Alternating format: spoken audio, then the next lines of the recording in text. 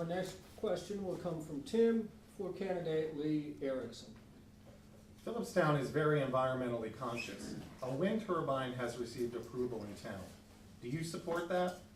Do you support the 6-month moratorium on any more turbines, and would you vote to ban them? I would not support the ban then. And I do support the moratorium only so that we can get the language correct in our zoning code. We just passed a zoning code a couple of years back.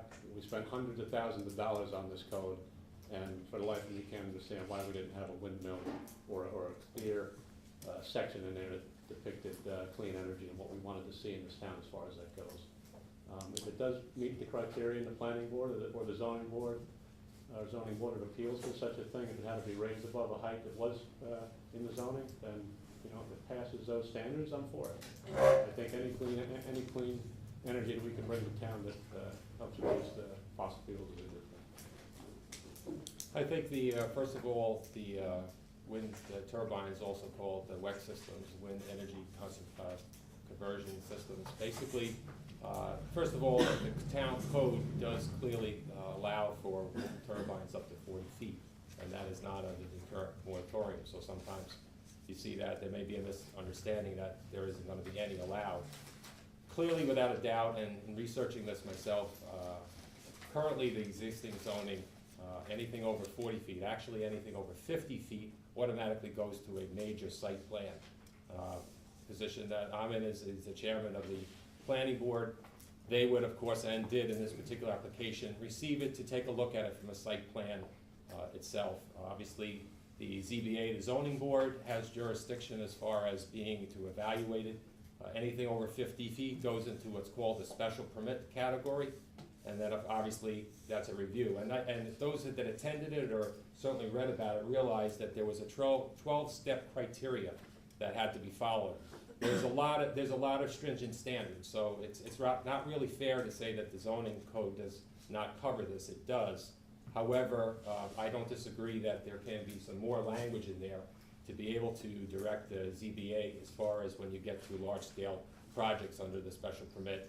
So that I think is a good thing. So I think it is a good idea to review that. Let's take a look at other towns too. We don't have to make this decision in a vacuum. Let's take a look at what they say and so forth. Other surrounding towns do have some. I've seen some very good ideas. I think they can be proposed by a lot of people, and we can take a look at those and be able to, as a group, as a society, take a look as a town, take a look at our abilities to be able to approve projects that clearly allow us to move forward beyond the traditional ways of energy, so that if in areas where it can be productive in the town, we're open to that and we do it in a responsible manner that fits the scenic beauty of our town. Thank you. Kathy? I'm all in favor of people having rights to do what they want on their property. What I personally feel about a wind turbine should really not matter in my decision.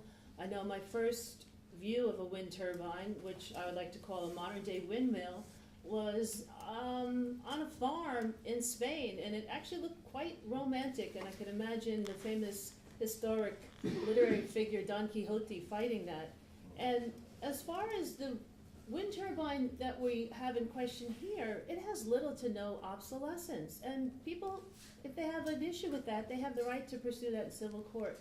I don't really think, and I do not think that zoning laws for wind turbines, they're unnecessary at this time.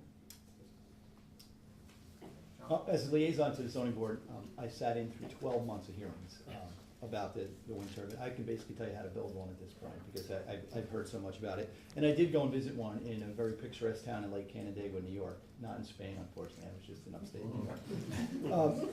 There is specifically an alternative energy answer or section to our zoning code. However, the zoning document is a living document. It's constantly being updated. It was impossible for the creators to foresee every possible option that could be out there.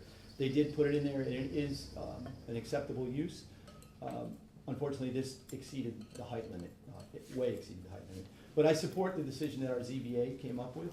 They voted, but they also requested that we give them more tools to make the decisions they need to make in the future for future wind turbines. So, but from their request, we're in the process of placing a moratorium on the wind turbine, future wind turbines. So we can give them what they need, and that'll come from input from the public. We plan on having, any zoning change is a public hearing process, it's a law change. So we will hear what the public has to say about it, and hopefully we'll get some great comments, and we'll see what the decision is. This particular one, on 44 acres of land, I think it was pretty much benign, but, that's my personal feeling about it. Thank you.